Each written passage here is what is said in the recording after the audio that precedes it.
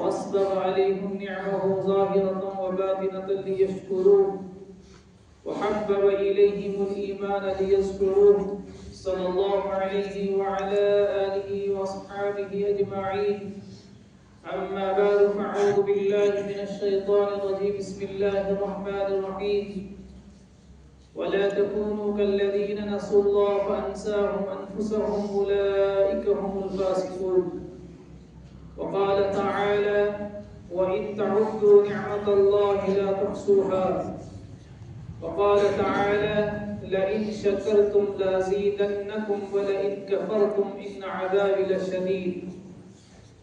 وعن ابن عباس رضي الله تعالى عنه قال كنت رديف النبي صلى الله عليه وسلم أي كنت راكبا خلف النبي صلى الله عليه وسلم فقال يا غلام احفظ الله يحفظك احفظ الله تجده تجاهك إذا سألت فاسأل الله وإذا استعنت فاستعن بالله واعلم أن الأمة لو اجتمعوا على أن ينفعوك بشيء لم ينفعوك بشيء إلا قد كتبه الله لك وما يضروك بشيء إلا قد كتبه الله عليك أو كما قال عليه الصلاة والسلام. رواه الترمذي رحمه الله تعالى. يا رب سلم وسلم دائما أبدا على حبيبك خير الخلق كلهم جزا الله عنا محمدا صلى الله عليه وسلم بما هو حله. قابل احترام بزرگ اور دوستو، اللہ تبارک و تعالی کی دی ہوئی جتنی بھی چیزیں ہماری ہیں، خواہ وہ ذاتی ہوں یا خارجی ہوں، داخلی ہوں یا خارجی ہوں، ہمارے جسم سے تعلق رکھنے والی ہوں یا ہمارے جسم کے علاوہ کائنات کی دوسری چیزوں سے تعلق رکھنے والی ہوں، ان کے دو پہلو ہیں۔ یہ چیزیں اللہ تبارک و تعالی کی طرف سے ہمارے اوپر نعمت بھی ہیں اور اسی طریقے سے یہ چیزیں اللہ کی طرف سے امانت بھی ہیں۔ جتنی بھی چیزیں اللہ نے ہمیں دی یہ نعمتیں بھی ہیں اور یہ امانتیں بھی ہیں۔ نعمت کا تقاضا یہ ہے کہ اللہ کا شکر ادا کیا جائے، اور کتنی نعمتیں ہیں شمار نہیں کر سکتے۔ سب سے بڑی نعمت اگر آپ دیکھیں گے تو زندگی بہت بڑی نعمت، اور زندگی کے ساتھ صحت اور تندرستی بہت بڑی نعمت ہے۔ جب یہ چھن جاتی ہیں تو پتہ چلتا ہے ابھی ہم تندرست ہیں، صحت مند ہیں، ہمارے تمام اعضاء کام کر رہے ہیں، احساس نہیں۔ لیکن جب انسان اللہ ہم سب کی حفاظت فرمائے، جب کسی بیماری میں مبتلا ہوتا ہے تو پھر اس صحت والی نعمت کا احساس ہوتا ہے۔ تو یہ چیزیں جو ہے نعمتیں ہیں، تو ان نعمتوں کا تقاضا الگ ہے اور امانت ہونے کا تقاضا الگ۔ اگر یہ چیزیں نعمت ہیں تو اللہ کا شکر کرو، تو اللہ کا شکر کرو گے تو نعمتوں میں اضافہ ہوگا، اور ناشکری کرو گے تو اللہ تبارک و تعالی ان نعمتوں کو چھینتے ہیں۔ اور دوسرا پہلو یہ ہے کہ یہ نعمتیں ہمارے اور آپ کے پاس امانت ہیں اللہ کی دی ہوئی۔ اللہ نے قرآن کریم میں فرمایا ان اللہ اشترى من المؤمنین انفسهم واموالهم بان لهم الجنہ۔ اللہ تعالیٰ نے مومنین سے ان کے اموال کی اور ان کے جان کو خرید لیا ہے جنت کے بدلے میں۔ تو گویا یہ تمام چیزیں ہمارے پاس امانت ہیں، اور جب امانت ہیں تو جس نے امانت رکھی ہیں یہ نعمتیں اس کی مرضی کے مطابق استعمال کرنی ہے۔ مال اللہ کی نعمت ہے، دوسری طرف سے امانت ہے، تو لہذا اب امانت کا تقاضا یہ ہے کہ اللہ نے اس مال کو جہاں سے کمانے کا حکم دیا ہے وہاں سے مال کو کمایا جائے گا، اور جہاں خرچ کرنے کا حکم دیا ہے وہاں اس کو خرچ کیا جائے گا۔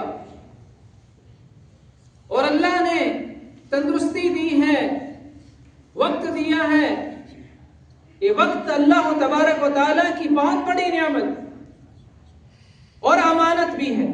امانت یہ ہے کہ بھائی اس وقت کو کہاں خرچ کرنا ہے، کہاں استعمال کرنا ہے، اللہ کی رضا مندی میں خرچ کرنا ہے، اور اللہ کی ناراضگی سے اس وقت کو بچانا. 24 گھنٹے کی زندگی میں اللہ کی فرمانبرداری کے اندر اس وقت کو لگانا ہے. اگر لگایا تو ہم نے اس کی نعمت کا بھی ہم نے نعمت کا شکر ادا کیا اور امانت کا تقاضا جو تھا وہ بھی ادا کیا. لیکن اگر اللہ کی نافرمانی اس وقت میں کی تو ہم نے اس نعمت کی ناقدری کی اور اس امانت کے اندر ہم خیانت کر گئے. حدیث میں حضرت ابن عباس رضی اللہ تعالیٰ عنہ کی میں نے آپ کو سنائی.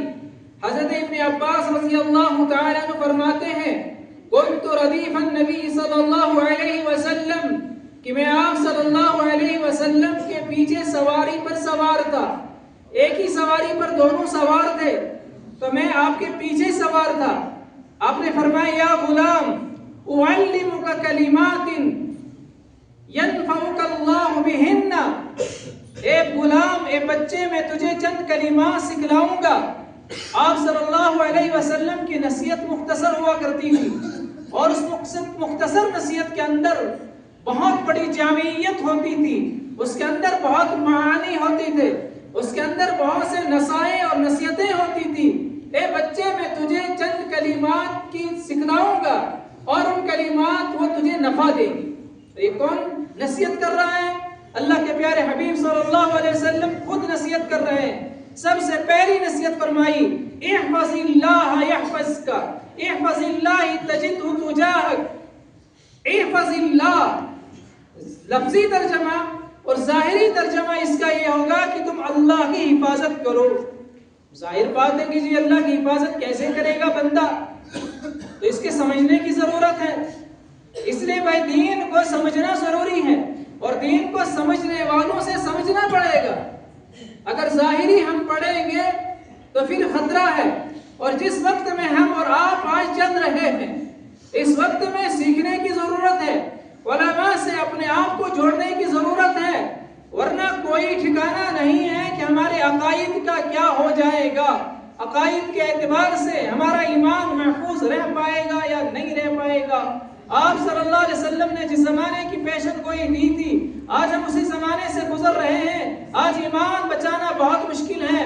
آج اندر ایمان بچانا مشکل، گھروں کے اندر، آج دفتروں کے اندر ایمان بچانا مشکل، اور خصوصاً آج سکولوں کے اندر ہمارے بچوں کا ایمان بچانا بہت بڑا مشکل ہے. عقائد کا تحفظ، عقائد کی حفاظت بہت بڑی مشکل ہے. تو فرمائے احفظ اللہ اے احفظ دین اللہ، احفظ احکام اللہ، احفظ شریعت اللہ. اے بندے تم اللہ کے دین کی حفاظت کرو، اللہ کی دی ہوئی شریعت کی حفاظت کرو، اللہ کے دیے ہوئے احکامات کی حفاظت کرو. اس کے بدلے میں اللہ تمہاری حفاظت کریں گے، یہ وعدہ ہے. تو اگر ہم اللہ سے اپنی حفاظت کروانا چاہتے ہیں تو اللہ نے قاعدہ بتا دی. آپ صلی اللہ علیہ وسلم نے کیا بتایا کہ تم اللہ کے دین کی حفاظت کرو، تم نمازوں کی حفاظت کرو، تم زکوٰۃ کی حفاظت کرو، یعنی ادا کرو، جو حکم دیا ہے وہ کرو. تم روزے رکھو، حج فرض ہے تو حج کرو. جتنے بھی احکامات ہیں، جتنے بھی فرائض ہیں ان کو ادا کرو، جتنے بھی واجبات ہیں ان کو ادا کرو، جتنے بھی سنن ہیں ان کو ادا کرو، اور آپسی تعلقات کو صحیح رکھو اور معاشرت معاملات کا دین کو صحیح رکھو. گویا اس ایک لفظ میں پوری شریعت کو آپ صلی اللہ علیہ وسلم نے جمع کر دیا. کیا فرمایا؟ احفظ اللہ، اللہ کی شریعت کی حفاظت کرو، اللہ کے دین کی حفاظت کرو، نمازوں کی حفاظت کرو. 5 وقت نماز جو ہے خشوع اور خضوع کے ساتھ جاندار نماز پڑھو. آج ہماری مسجدیں ماشاءاللہ بڑی خوبصورت ہیں. اللہ کرے کہ ہمیں خوبصورت نماز پڑھانے والا بھی بنائے اور پابندی کے ساتھ نماز پڑھانے والا بنائے. احفظ اللہ، اور ان مسجدوں کو آباد کرنے والا بنایا. فرمایا احفظ اللہ یحفظک، تم اللہ کے دین کی حفاظت کرو، اللہ کی شریعت کی حفاظت کرو، اللہ تمہاری حفاظت کریں گے. اور جس کی اللہ حفاظت کریں گے اس کو کوئی کچھ بگاڑ نہیں سکتا. قرآن کریم نے ایک موقع پر فرمایا وَلَا تَكُونُوا كَالَّذِينَ نَسُوا اللَّهَ، ان لوگوں کی طرح سے مت ہو جاؤ جنہوں نے اللہ کو بلا دیا.